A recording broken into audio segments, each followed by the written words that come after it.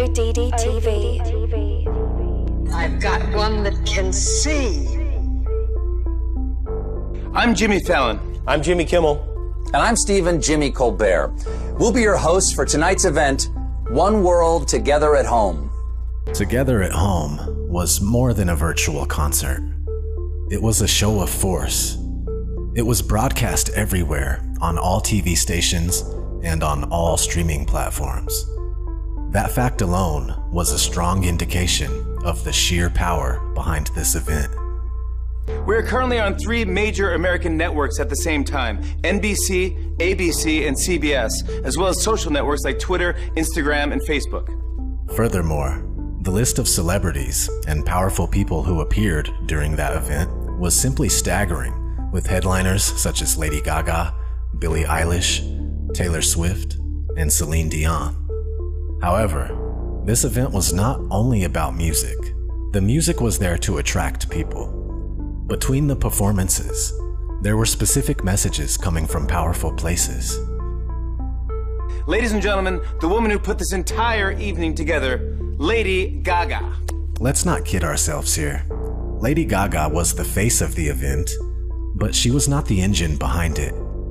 Together at Home was a massive PR campaign from the World Health Organization and the entire elite system behind it. Lady Gaga was put at the forefront of this event because her face and her name sell more than the face and the name of Tedros Adhanom Ghebreyesus, the Director General of the World Health Organization. For the same reasons, countless celebrities were enlisted to say specific messages because celebrities are the best vehicle to transmit messages from the elite to the masses. The logo itself sums up the message of the event. The hands of those in power keep people inside their houses. At the top, the words "One World," basically a call for a global government. One world order. While the event was meant to be comforting, there was something eerie about seeing countless celebrities, with a somewhat spaced out look on their faces, repeat the same slogans, chant the same mantras, and sing the praise of the same powerful organizations. Here are some of the messages communicated throughout the event. Creating a COVID culture. The most obvious and annoying aspect of Together at Home was its celebration of the COVID culture. Indeed, in the past 2 weeks, we've seen media doing its best to normalize a world where confinement, isolation, and video conferencing were the new norm.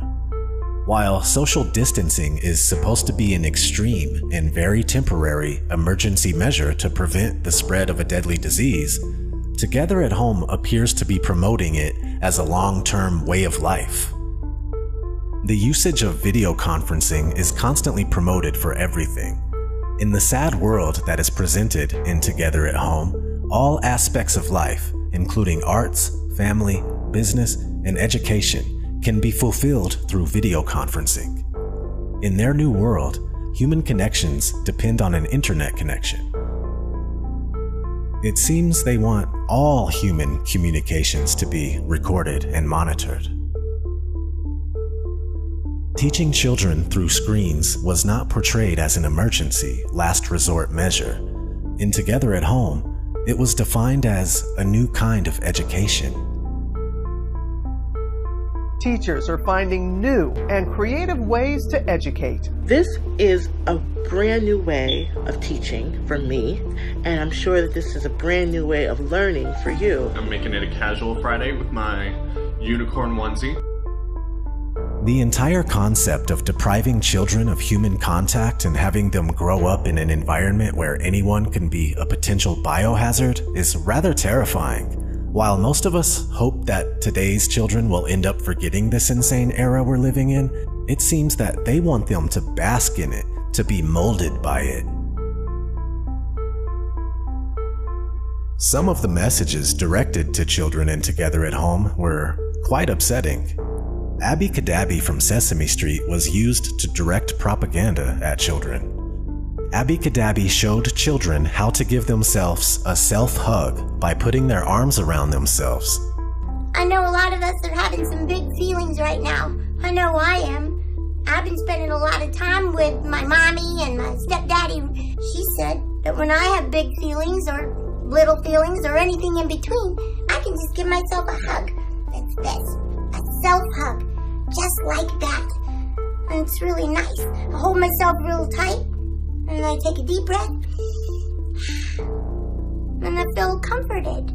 This isn't comforting. This is an Orwellian system teaching children how to live without human contact. The musical performances were also about the normalization of life in isolation. To prove the point that anything could be achieved through video conferencing, some performances were several webcam feeds combined together, and the results were terrible. We can act like we come from out of this world. Is the real one far behind?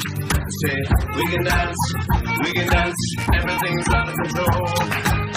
We can dance, doing it pole.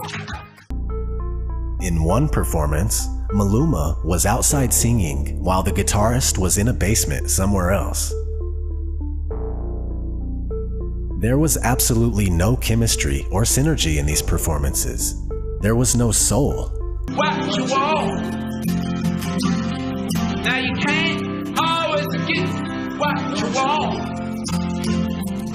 But if you try sometime. Each individual was completely disconnected from the other. In some ways, these performances perfectly illustrated how we as humans are disconnected from each other due to COVID-related restrictions. And that's kind of what they want. To drive this point home, lots of messages from celebrities actually glorified life in lockdown. David Beckham said, "If there's any silver lining to come of this situation, it's meant lots of time together as a family, and for this we are grateful." The same exact words were used by other celebrities, such as the rapper Common. Very grateful to be here with Global Citizen and the World Health Organization. I stand here before you as an American, as a child of God, as a black man, and as a citizen of the human race. And I can say that no time in my life have I been so inspired and so grateful to be a part of the human race. They're trying to put a positive spin on the forced lockdown of the entire world.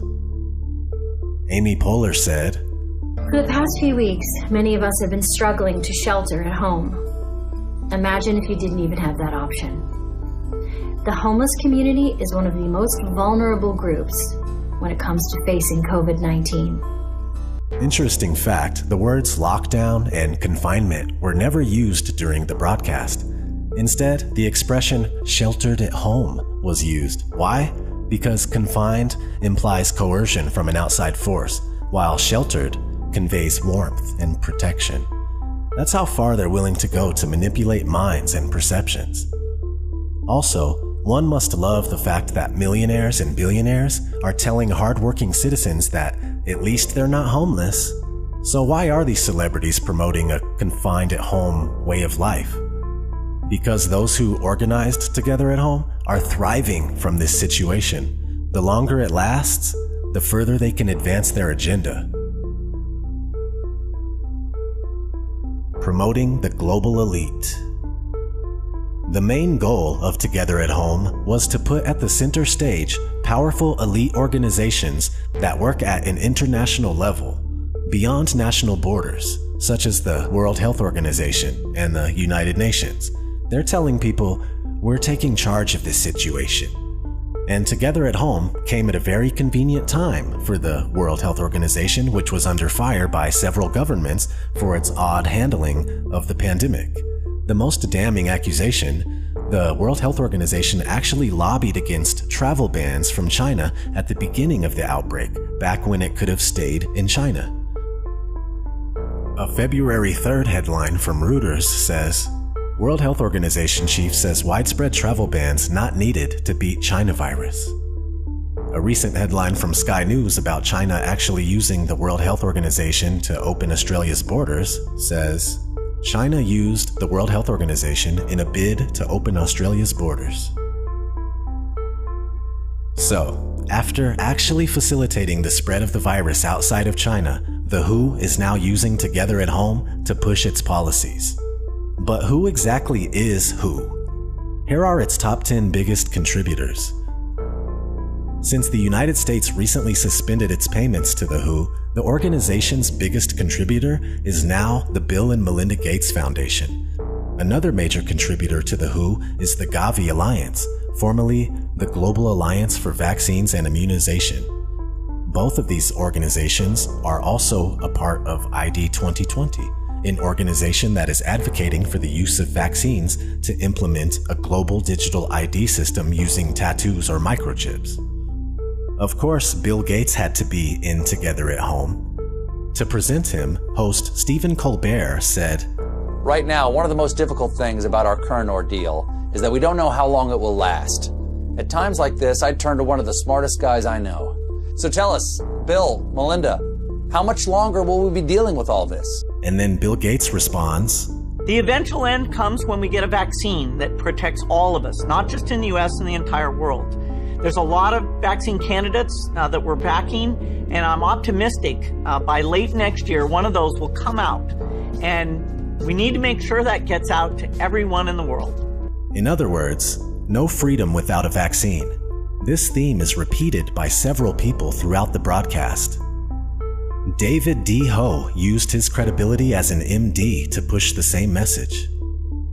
"I have no doubt that science will come through, but our work will take time. Please buy us that time.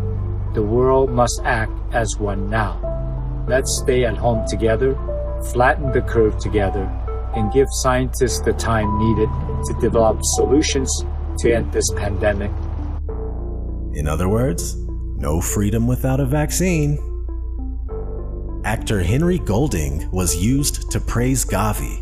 He says, The organization is also working to make sure that once a vaccine is ready, it will be available to anyone who needs it. Thank you to all the scientists and researchers working to keep all generations safe from COVID-19. Throughout the event, the messages were so repetitive and carefully worded that we were basically swimming in neuro-linguistic programming. While most messages began by thanking healthcare workers because they needed something that everyone could agree on, the messages quickly moved to the subtle promotion of a global government through the use of specific phrases. The Director General of the World Health Organization had a word to say. "Today, we come together as one to express our common humanity. COVID-19 has taken so much from us, but it has also given us unique opportunity to put aside our differences, to break down barriers.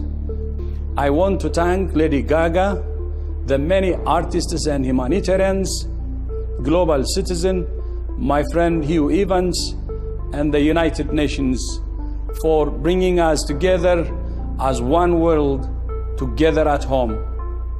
Other figures from the United Nations had similar messages. The United Nations Secretary General also addressed the world. Guterres said, "Together, we will defeat this virus and rebuild a fairer world as united global citizens and United Nations." Michelle Obama and Laura Bush appeared together with a globalist message. They said, "Tonight, we stand with the people of the world. The coming days will not be easy, but this global family of ours is strong." Of course, Oprah had to be there. And if you couldn't guess, her message was in line with everyone else. "Tonight, we stand as one world, united in our fight to rid the world of this disease." All these people are saying the exact same thing. They're using New World Order, One World Order buzzwords. Promoting mega corporations and organizations. Together at Home promoted several mega corporations that happen to be tightly associated with the global elite. Disguised as "thank you for your support" messages, these promotional ads actually glorified some of the most powerful organizations on Earth. Not only do they completely dominate their respective industries, but they also take part in elite gatherings such as the Bilderberg meetings and the World Economic Forum to shape global policies.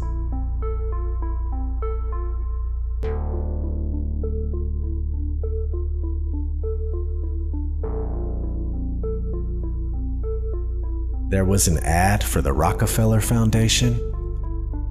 Founded by John D. Rockefeller Sr., the Rockefeller Foundation shaped the world as we know it. For over a century, the foundation funded a number of powerful organizations, such as the Council on Foreign Relations, and it helped propel entire fields of study, such as social sciences, psychiatry, communications, and eugenics. An entire book could be written explaining the profound impact of the Rockefeller Foundation on society today. However, one single quote from David Rockefeller's book, Memoirs, goes right to the core of it all. In the book, he writes, "For more than a century, ideological extremists at either end of the political spectrum have seized upon well-publicized events, such as my encounter with Castro, to attack the Rockefeller family for the inordinate influence they claim we wield over the American political and economic institutions. Some even believe we are part of a secret cabal working against the best interests of the United States, characterizing my family and me as internationalists, and of conspiring with others around the world to build a more integrated global political and economic structure. One world, if you will. If that's the charge, I stand guilty, and I am proud of it."